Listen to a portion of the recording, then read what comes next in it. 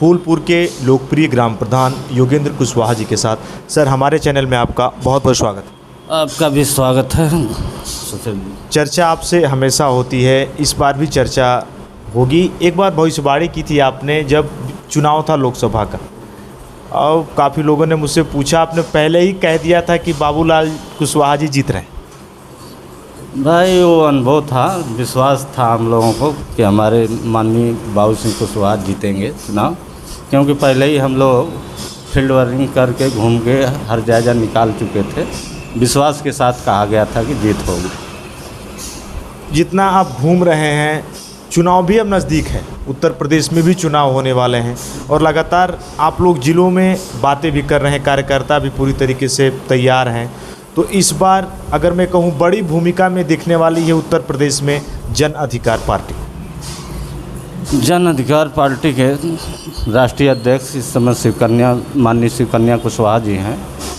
इस समय जोरों शोर पे तैयारी चल रही है, सदस्यता अभियान चल रहा है और लोगों को जोड़ने का काम हो रहा है। 2027 के चुनाव में दमखम के साथ लड़ा जाएगा। इस बार जन अधिकार पार्टी हर क्षेत्र में कुछ न कुछ प्रत्याशी अपने उतारेंगी और जिताएंगे। जिस तरीके से खुले तौर पर आप बोलते हैं, अगर मैं योगेंद्र जी से पूछूं, सपा को बड़ा फ़ायदा इस बार आप लोगों ने पहुंचाया। ये भाई देखिए, पार्टी का गठबंधन हुआ, हमारे बड़े नेताओं का उसमें सहमति था, अपना गठबंधन किए। जन अधिकार पार्टी और सपा के समाजवादी पार्टी के राष्ट्रीय अध्यक्ष अखिलेश जी और माननीय बाबू सिंह कुशवाहा जी दोनों जानी मिल के अपना जो भी सहमति बनाए होंगे गठबंधन का, बनाने के बाद लड़े हैं तो दोनों लोगों को फ़ायदा मिला है और दोनों लोग आज उस स्थिति में मजबूत हुए हैं। आगे की भी तैयारी दोनों लोग साथ ही रह के मजबूत स्थिति में लड़ेंगे चुनाव। जैसे जौनपुर की चर्चा हो रही थी, आप कई बार गए भी, लोगों से मिले भी, लेकिन इतनी हार्ड सीट को आप लोगों ने आसानी के साथ कैसे जीत लिया? आसानी के साथ तो नहीं जीता गया, उसके लिए बहुत मेहनत की है जन अधिकार पार्टी के कार्यकर्ताओं और जितने छोटी छोटी पार्टी साथ में गठबंधन में थी, सब लोगों के कार्यकर्ता चले हैं, दिनों रात 2 महीना चले हैं, जनता के बीच में वैसा प्यार दुलार बांटे हैं और सपा के भी कार्यकर्ता चले हैं। सब कार्यकर्ता इतना रगड़ के चले हैं कि लोगों के दिल में उतर गए हैं, तब जाके जीत हुई। आपने जब बोला एक बात, दिल में उतर गए हैं, बाबूलाल कुशवाहा जी के सबसे करीब हैं आप, मैं भी जानता हूं, लेकिन कभी कुछ कहते नहीं हैं आप। भाई करीब हैं तो कहना क्या है, जो सही चीज़ है वो तो कह ही देता हूं। तो जो बातें हैं आपके माध्यम से चौपी जाता है मीडिया में, सारी चीज़ें कह ही देता हूं, और अलग से कहना क्या है। गांव में भी अगर मैं जाता हूं, बात करता हूं खुले तौर पे, जिस गांव में मैं गया हूं, आपका भी जो गांव है और भी जो क्षेत्र हैं, और खुले तौर पे जिन लोगों ने आपको नापसंद किया कि नहीं भाई वोट इनको नहीं करेंगे, दूसरे प्रत्याशी को करेंगे, उनका भी काम होता है, वो भी काम होता है, मतलब सबको बराबर, नहीं तो बहुत गांव में ऐसा नहीं है। देखिए, हमारी नज़र में हम सबको एक भाव मानते हैं। अगर मुझे वोट नहीं दिया है तब भी उसका काम करना चाहिए। किसी प्रत्याशी कोई जो पद पे बैठा है वो न चाहिए कि वोट हमें नहीं किए हैं तो उनका काम न किया जाए। काम सबका कीजिए, सबका बजट आ रहा है, सबका थ्रू आ रहा है, ये तो पक्ष विपक्ष दोनों ओर लड़ते हैं तो दोनों ओर ही वोट जाता है। जिसको जो प्रत्याशी अच्छा लगता है उनको जनता वोट करती है, उससे किसी को बैर नहीं रखना चाहिए। जहाँ भी अगर मैं जाता हूँ, खुले तौर पे बगल के बहुत सारे गांव में चर्चाएं होती हैं, आपका नाम आता है, लोग खुश भी रहते हैं कि बहुत अच्छा आप काम करते हैं।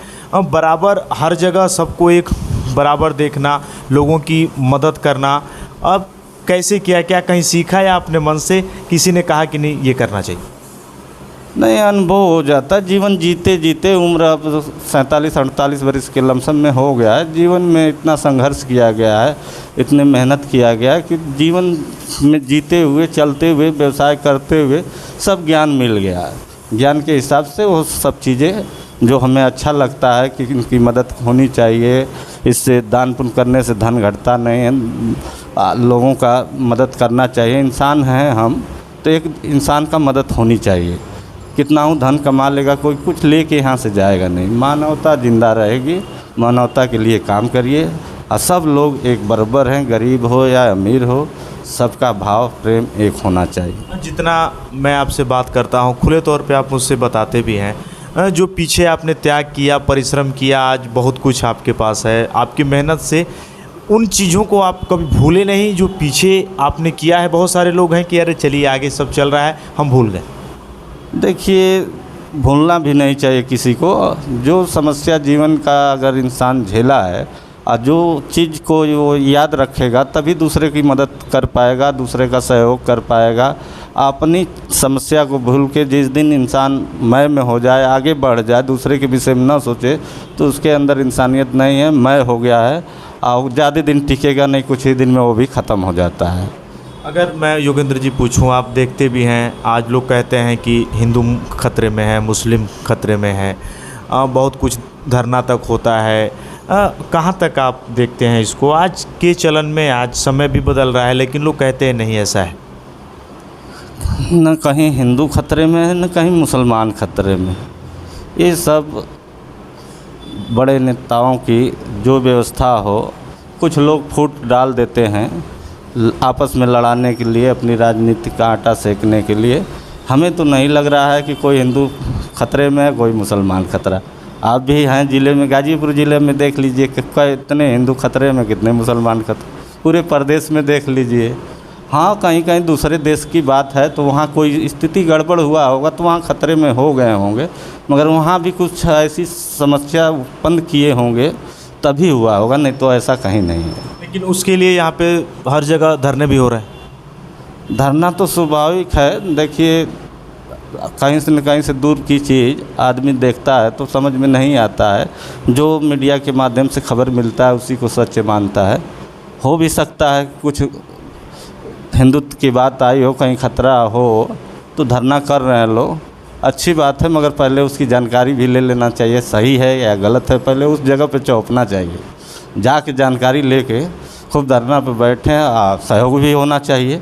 अगर कोई खतरे में है, हिंदू तो खतरे में है तो हिंदू का मदद भी होना चाहिए, मुसलमान खतरे में तो मुसलमान का मदद होना चाहिए। किसी समाज, किसी कौम का आदमी, इंसान खतरे में है तो उसकी मदद होनी चाहिए। जिस तरीके से जवाब आप देते हैं ना, मैं कुछ भी पूछता हूं तो उस प्रश्न को वो आप आसानी से कर देते हैं। आपने कहा नेताजी लोग एक दूसरे को लड़ाते हैं, आप भी तो नेता हैं।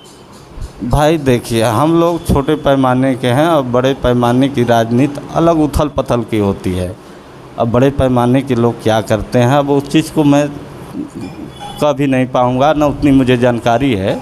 जितना जानकारी है उतना मैं कह रहा हूँ। दोस्तों, जिस तरीके से बताते हैं जानकारी उतनी है और बहुत सारे लोगों से जुड़े हैं, ये मुझको कहने में गुरेज नहीं है।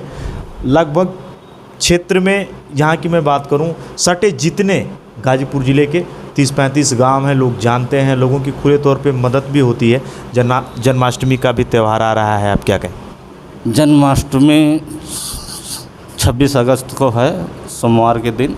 जन्माष्टमी की ढेर सारा शुभकामना और बधाई ग्रामवासियों और क्षेत्रवासियों को तहे दिल से मैं दे रहा हूँ।